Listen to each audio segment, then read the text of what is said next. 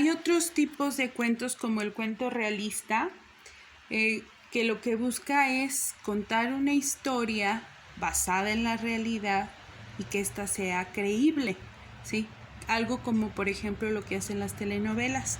En estas historias está muy especificado el tiempo y el lugar, ¿sí? Es decir, que con los indicios sabemos perfectamente en qué lugar y tiempo está. El espacio en donde se desarrollan los hechos generalmente es en la ciudad o es en el campo.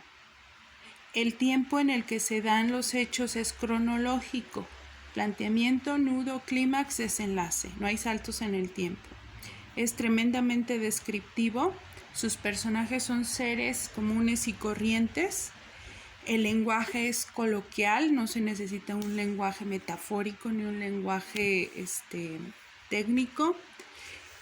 Y estas historias buscan mostrar la verdadera esencia del ser humano, o sea, cómo es en realidad un hombre, una mujer en su vida cotidiana. Las historias no tienen un final. El narrador es omnisciente, es decir, tercera persona, alguien que ve desde fuera. Los personajes son colectivos, es decir, personajes que representan a un grupo. Por ejemplo, una sirvienta que representa al grupo de las sirvientas. Las tramas se forman por medios de contrastes, por ejemplo, clases altas frente a clases bajas, vicio frente a virtud, el amor puro frente al libertinaje, usura frente a generosidad, materialismo frente a espiritualidad y así las que se les vayan ocurriendo. El cuento de terror es aquel que busca producir una sensación de miedo. ¿Cómo? A lo mejor a través de una muerte, a través de una catástrofe o a través de algún crimen. Dentro de las características que nosotros tenemos del cuento de terror es primero que utiliza elementos sobrenaturales. Es muy común ver fantasmas, monstruos, ¿sí?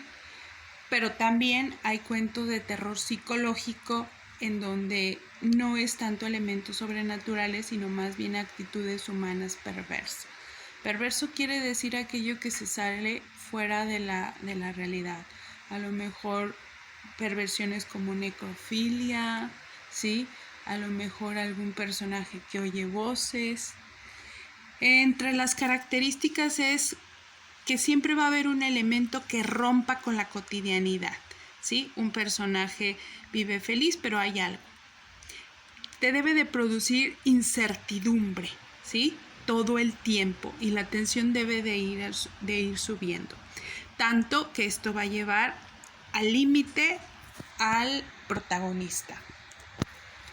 Entre los recursos que utiliza el cuento de terror para producir esa sensación está el clima que se va a generar.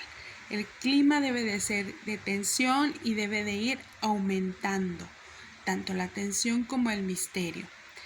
En estos cuentos se recomienda utilizar la síntesis para no aburrir, o sea, no hacer descripciones largas, ¿sí? Porque aquí es un cuento en donde una acción debe de llevar a la otra y así. Uno de los peligros que puede caer es la inverosimilitud, o sea, de que se vea como algo chafa o acartonado. Hay dos tipos de cuentos de terror, aquellos que empiezan con situaciones realistas o aquellos que empiezan con situaciones totalmente sobrenaturales. Desde un principio tú puedes ver, por ejemplo, en esos cuentos que tienen situaciones realistas son los cuentos de terror psicológico, en donde trabajan con la mente del lector. En cambio, en los que empiezan con alguna situación sobrenatural, pues ya son los cuentos de terror más comunes. El cuento histórico es bastante interesante porque se va a basar en hechos reales. Se va a basar, pero no es contar cuestiones de historia.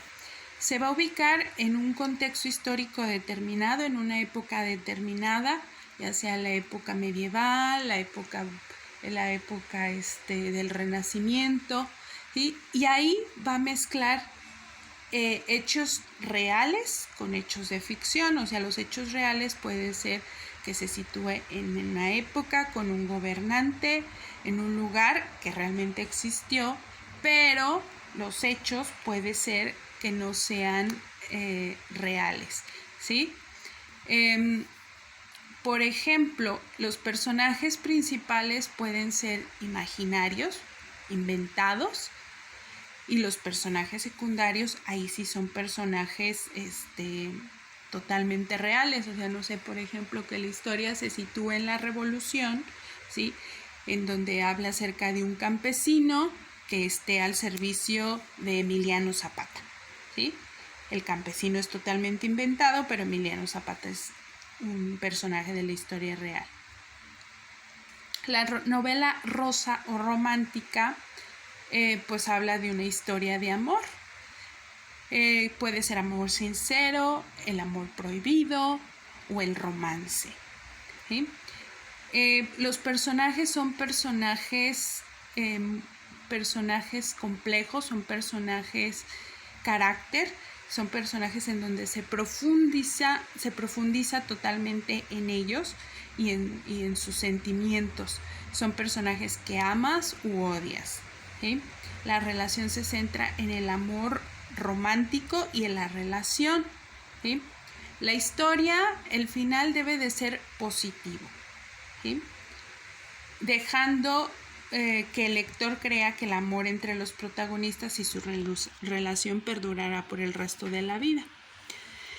Algo muy importante es que es muy libre porque la locación, la época y los elementos de la realidad o ficticios no hay limitaciones, ¿sí? Pero algo que sí se debe de tomar muy en cuenta son las metáforas.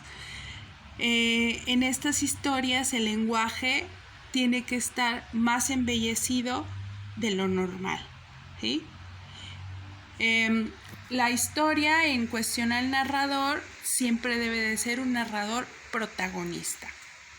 Ahora, en cuestión al cuento sociológico, ¿sí? Se le llama así porque siempre trata sobre problemas sociales, políticos, económicos.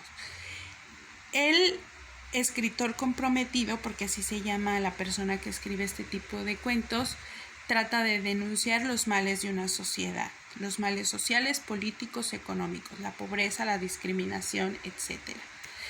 Siempre esto desde un punto de vista crítico, es decir, viendo la realidad tal y como es. Los recursos que utiliza es, primero, el protagonista es colectivo, ¿sí? Es decir, que representa a un grupo social, es muy narrativo, tiene una estructura lineal, planteamiento, nudo, clímax, desenlace, el lenguaje es sencillo y muy ad hoc con el tipo de personajes, el tono también es coloquial. Y el narrador aquí es un narrador omnisciente, un narrador que cuenta todo lo que está pasando, ¿sí? El escritor va a presentar la realidad, o sea, va a mostrar la realidad como es, la va a explicar y la va a denunciar, ¿sí? Como por ejemplo ahí en El gallinazo sin plumas, que yo les decía, o sea, la historia habla de unos niños que viven en situación de pobreza y al final el mensaje es, ¿sí? Pues o viene a ver con el sentido de la pobreza y con el sentido de la injusticia.